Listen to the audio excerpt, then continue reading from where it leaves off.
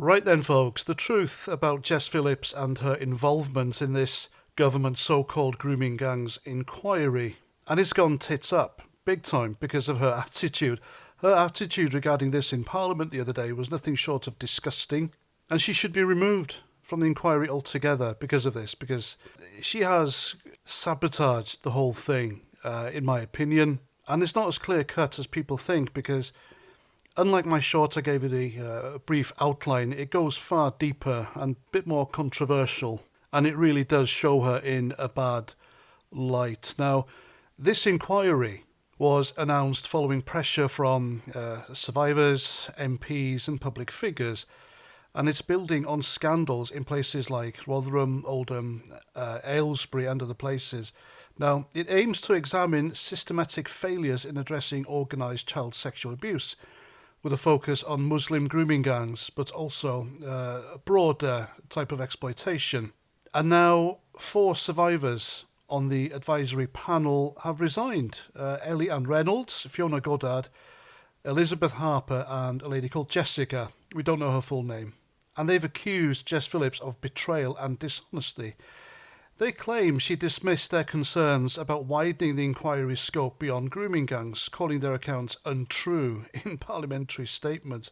And she did do that. So they're demanding her resignation as a condition for returning, along with other reforms like appointing a judge as chair and ensuring free speech for victims. Now, this issue reignited when Elon Musk attacked Jess Phillips on X, if you remember, earlier this year, calling her and I quote, rape genocide apologist, unquote, and accusing her and Starmer of complicity in covering up abuse for political gain. And this went on. She accused other people like former Prime Minister of being far right by supporting Musk, etc. And it completely blew up. And it didn't help when she scaremongered a Muslim community by telling them that racists were coming to attack them, which wasn't true. And it's all weird because she has had some strong support and a lot of praise from many of her victim-centred work. But it's her caution on issues like Muslim grooming gangs, which really opens her up for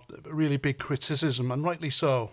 Because you see, Jess Phillips' constituency is heavily populated by Muslims. And at the last election, she won by a very slim majority, less than 1,000, I do believe. Correct me in the comments if I'm wrong. So Muslims voted for her. God knows what she promised them.